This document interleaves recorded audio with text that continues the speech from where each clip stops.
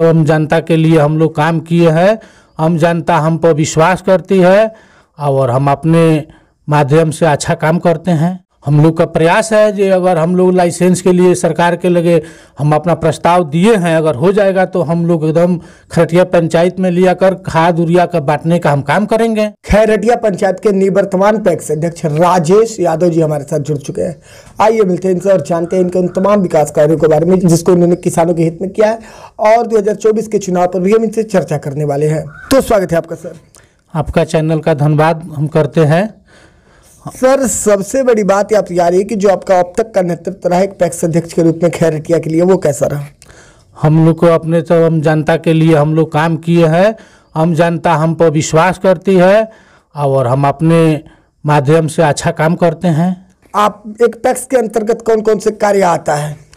हमारे पैक्स में धान खरीदारी आता है, उसमें हम और लोग का पीडीएस का दुकान भी चलता है, राशन भी वितरण करते हैं। ऐसा कहा जाता है कि पैक्स समिति के अंतर्गत खाद बीज के भी दुकान का लाइसेंस होता है, तो इस बात में कहाँ तक सच्चाई है सर? धान खाद बीज का हम लोग बहुत प्रयास किए, लेकिन लाइसेंस ऊपर से अपना हमारा सिस्टम जो है अभी तक ले चालू नहीं हुआ है। लाइसेंस भी कराने के बाद वो लोग अभी नहीं चालू हुआ है। लाइसेंस अगर चालू हो जाता तो सब किसान को खाद यूरिया डाई हम लोग माने इच्छा अनुसार देते तो अच्छा रहता, लेकिन विभागे से नहीं मिल रहा है अभी। आपको क्या लगता है कि इस चुनाव के बाद जो 2024 के पैक्स के चुनाव के बाद जो है खाद बीज का दुकान आपके पंचायत में चालू हो जाएगा और कहीं ना कहीं खैरटिया पंचायत की जनता उससे लाभान्वित होगी?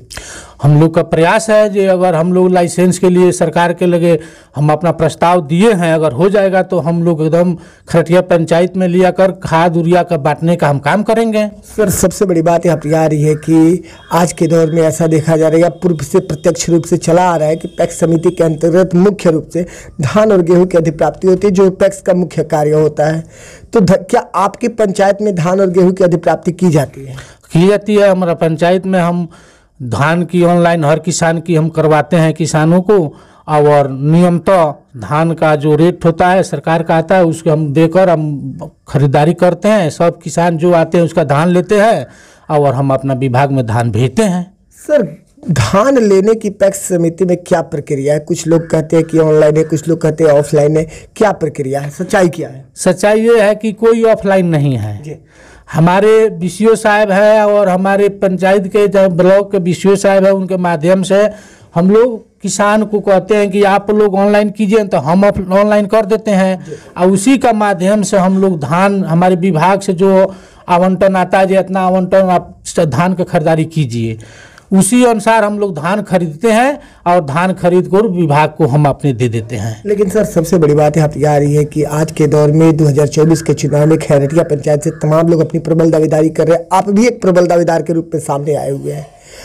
आपका क्या उद्देश्य है जनता के समक्ष जाने का और जनता से मिलने का चुनाव को लेकर? हम पंचायत में जाते हैं, हम आग्रह करते हैं हर जनता से कि जो हम पैक्स में होकर जो काम किए हैं, हम चाहते हैं कि फिर इस समय हमको आप लोग चुनिए और इससे ज़्यादा अधिक से काम हम धरातल पर ले आकर पैक्स से हम काम करें। आप लोग के बीच में आप लोग के साथ काम अच्छा करें, यही हमारा उद्देश्य है। बिल्कुल। चलिए जी, चैनल से जुड़ने के लिए और अपना कीमती समय देने के लिए बहुत बहुत धन्यवाद आपका।